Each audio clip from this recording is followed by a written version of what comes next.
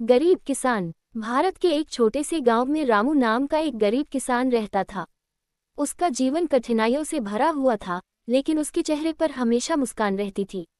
उसके पास थोड़ी सी जमीन थी, जिस पर वह मेहनत करके अपनी पत्नी गीता और 2 बच्चों का पेट पालता था। हर सुबह सूरज उगने से पहले ही वह खेतों की ओर निकल जाता, हाथ में हल और दिल में उम्मीद लेकर।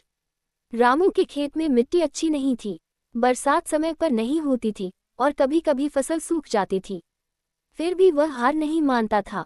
वह कहता था, मेहनत करने वाला कभी भूखा नहीं रहता। उसका यह विश्वास ही उसकी सबसे बड़ी ताकत थी। एक साल गांव में भयंकर सूखा पड़ा। कई किसानों की फसल बर्बाद हो गई। रामू के खेत में भी दरारें पड़ गईं। घर में खाने को मुश्किल से 2 वक्त की रोटी थी। बच्चे भूख से रोते थे और गीता की आंखों में चिंता साफ झलकती थी। लेकिन रामू ने हिम्मत नहीं हारी।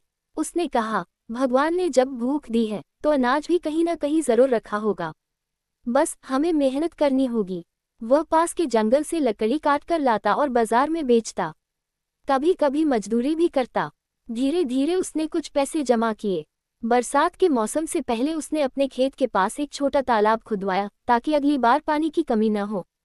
गांव वाले उसका मजाक उड़ाते थे, इतना छोटा किसान और इतनी बड़ी सोच। लेकिन रामू मुस्कुरा देता, आज हंसो कल देखना, यही तालाब मेरी फसल को बचाएगा। अगले साल बारिश खूब हुई। तालाब में पानी भर गया। जब बाकी किसान पानी के लिए तरस रहे थे, तब रामू अपने तालाब से खेतों में सिंचाई कर रहा था। उसकी फसल लहलहा उठी। गांव वालों ने पहली बार देखा कि मेहनत और सोच से किस्मत कैसे बदली जा सकती है। फसल बिकने के बाद रामू ने गांव के गरीब किसानों की मदद की। उसने उन्हें बीज और खाद खरीदने के लिए पैसे उधार दिए, बिना ब्याज के। अब गांव वाले उसे रामू काका कहकर सम्मान देने लगे। उसने सबको सिखाया कि अगर दिल में विश्वास और हाथों में मेहनत हो तो गरीबी भी हार जाती है।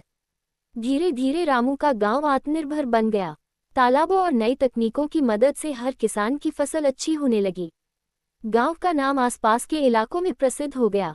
और रामू, वह अब भी सुबह सुबह खेतों में जाता, मिट्टी को छूकर कहता, मेरी किस्मत इस मिट्टी में ही बसती है।